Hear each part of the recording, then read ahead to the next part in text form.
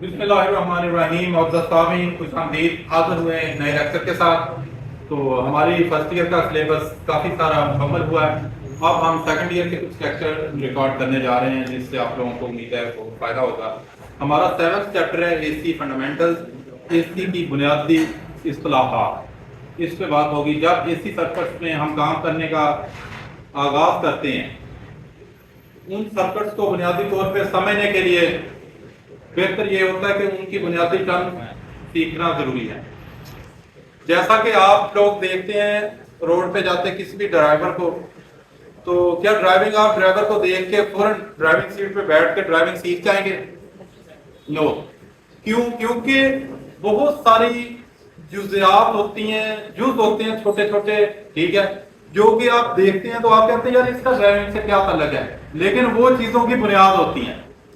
छोटी छोटी चीजें मिलके एक बड़ा फंक्शन बनाती हैं, एक बड़ी जॉब बनाती हैं, एक बड़े ट्रेड्स को डेवलप करती हैं। किसी भी बड़े ट्रेड्स पे या बड़ी जगह पे या बड़ी जिम्मेदारी पे जाने के लिए आप लोगों को छोटी छोटी चीजों का इत्तलाक होना बहुत जरूरी है। सेम इसी तरह है जैसा कि एसी सर्किट के अंदर हम एसी इलेक्ट्रिक सप्लाई को इस्तेमाल करते हुए अपने बहुत सारे मुफीद काम लेते हैं।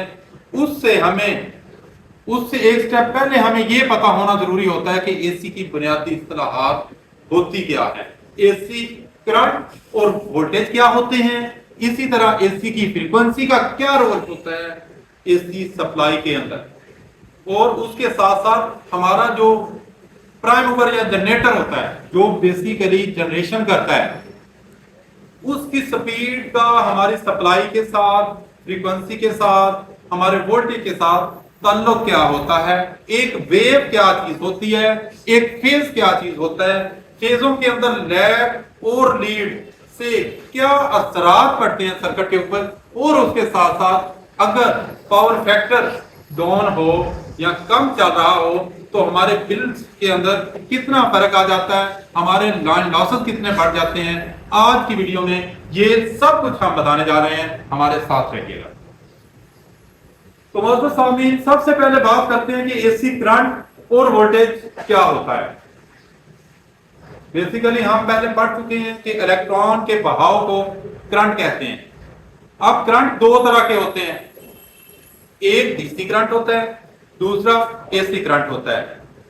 डीसी करंट डायरेक्ट करंट होता है जो अपनी मिकदार और सिमत किसी भी लम्हा तब्दील नहीं करता, मिकदार और सिमत यकसा रहती है। अगर कोई पॉजिटिव से नेगेटिव एक तरफ को चल रहा है तो वो यकसा एक ही खत के ऊपर पॉजिटिव से नेगेटिव की तरफ जाएगा, वो हर लम्हा अपनी मिकदार और सिमत तब्दील नहीं करता। इसके बाद जो दूसरी चीज हम एसी की पढ़ते हैं, एसी सप्लाई क्या होती है। एसी सप्लाई ऐसी सप्लाई होती है, ये सबसे पहले तो आपको ये पता होना चाहिए कि ये एक वेक्टर क्वांटिटी है। वेक्टर और स्केलर में फर्क ये होता है कि स्केलर में 1 2 3 4 5 6 गो ऑन, इस तरह से किसी भी चीज की मिकदार की जा सकती है। जबकि जो वेक्टर मिकदार होती है उसके अंदर दो डायमेंशन होती हैं, एक तो चीज की मिकदार होती है नंबर्स में, दूसरा चीज की पोजीशन भी होती है कि किस पोजीशन में कौन सी चीज फ्लो कर रही है। अब एसी करंट और वोल्टेज के सीन में हम आते हैं। ये एसी का बेसिकली ये एसी का डीसी के मुकाबले में ये एक सिंबल है। तो एसी एक ऐसी मिकदार होती है जो हर लम्हा अपने मिकदार भी चेंज करती है और उसके साथ साथ अपनी सिमत भी या डायरेक्शन भी तब्दील करती है। ऐसे इसको शो करते हैं। देखें, सबसे पहले सप्लाई जीरो से आगाज होगा और ये ग्रेजुअली बढ़ती गई, बढ़ गई अपनी मैक्सिमम वैल्यू 90 पे आ जाती है। 90 पे इसकी मैक्सिमम वैल्यू है। किस साइड पे है जी? पॉजिटिव साइड पे पहले ये अपनी मैक्सिमम वैल्यू की तरफ जाती है इसी क्वांटिटी, फिर ये ग्रेजुअली डाउन की तरफ आती है और दोबारा जीरो पे आ जाती है। क्लियर है? जीरो से फिर इसका अगला नेगेटिव हाफ साइकिल शुरू होता है। नेगेटिव हाफ साइकिल में ये जीरो से फिर नेगेटिव मैक्सिमम पे जाती है, और अगेन 360 पे जीरो वाली पोजीशन पे आ जाती है। जो एसी मिकदार है उसका इजहार कुछ इस तरह से होता है, पहले जीरो से मैक्सिमम की तरफ जाएगी पॉजिटिव साइड पे, फिर जीरो पे होगी, फिर नेगेटिव की तरफ मैक्सिमम पे जाएगी और अगेन जीरो पे होगी। इस वेव को साइन वेव कहते हैं, इस वेव को साइन वेव कहते हैं। तो जो एसी मिकदारें हैं इनका इजहार साइन वेव के जरिए किया जाता है। हालांकि जनाब तो इसमें ये होता है कि फ्रीक्वेंसी भी इन्वॉल्व होती है, डीसी की फ्रीक्वेंसी नहीं होती। AC has a frequency, DC has no frequency. इसी तरह अब हम देखेंगे कि एसी जनरेटर के अंदर एसी करंट की जनरेशन या पैदाइश कैसे होती है। बुनियादी तौर पर एसी जनरेटर या अल्टरनेटर इलेक्ट्रोमैग्नेटिक इंडक्शन के असूल पे काम करता है। इलेक्ट्रोमैग्नेटिक इंडक्शन हम क्या पढ़ के आए हैं, ये मेरे पिछले लेक्चर में भी मौजूद है, इलेक्ट्रोमैग्नेटिक इंडक्शन के Faraday law of electromagnetic induction. यहाँ पे हम थोड़ा सा रिवाइज कर देते हैं कि इलेक्ट्रोमैग्नेटिक इंडक्शन का असूल ये होता है कि जब कोई भी कंडक्टर किसी मकनातीसी फील्ड को, एक मकनातीसी मैदान है ये जैसा कि दिखाया गया है, ये एक मकनातीसी मैदान है, इसके अंदर जब कोई कंडक्टर, ये रिंग एक पड़ा है सादा, ये जब उस फील्ड को कता करता है, फील्ड क्या है ये सवाल पैदा होता है।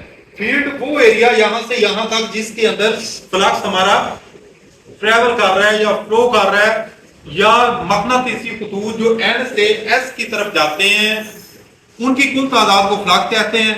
तो वो एरिया, जितने एरिया में ये मकनातीसी खतूत एन से निकलकर एस की तरफ जाते हैं उसको मैग्नेटिक फील्ड कहते हैं, या वो एरिया जहां तक फ्लक्स का असर मौजूद होता है उसको मैग्नेटिक फील्ड कहते हैं। तो माइकल फैराडे क्या कहते हैं, वो कहते हैं कि जब किसी भी कंडक्टर को मकनातीसी फील्ड के अंदर लाया जाता है तो वो क्या करता है, उस फ्लक्स को वो कंडक्टर काटेगा।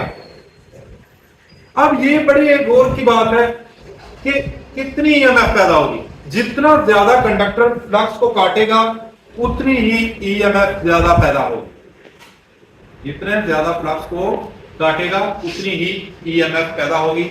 एक बुनियादी सादा सिंगल लूप जनरेटर या एसी जनरेटर इसी असूल पे काम करता है कि उसके अंदर एक मैग्नेट बनाया जाता है। वो मैग्नेट क्या करता है, वो मकनातीसी फ्लक्स को काटता है, जब वो काटता है तो यहाँ पे एक करंट फ्लो करता है और एक ईएमएफ पैदा होती है।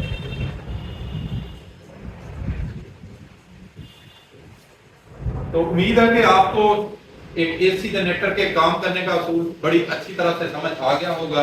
तो हमारा आगे जितना भी वर्क है वो एसी क्वांटिटी के ऊपर होगा। एसी सप्लाई को इस्तेमाल करते हुए हम उसकी जो एप्लीकेशन है इनको पढ़ेंगे भी और इनका भरपूर प्रैक्टिकल भी करवाएंगे, जिसकी गाहे बगाहे ग्रेजुअली आप लोगों को डेमोस्ट्रेशन देते रहेंगे। अपना बहुत सा ख्याल रखिएगा। हाजिर होंगे नेक्स्ट लेक्चर।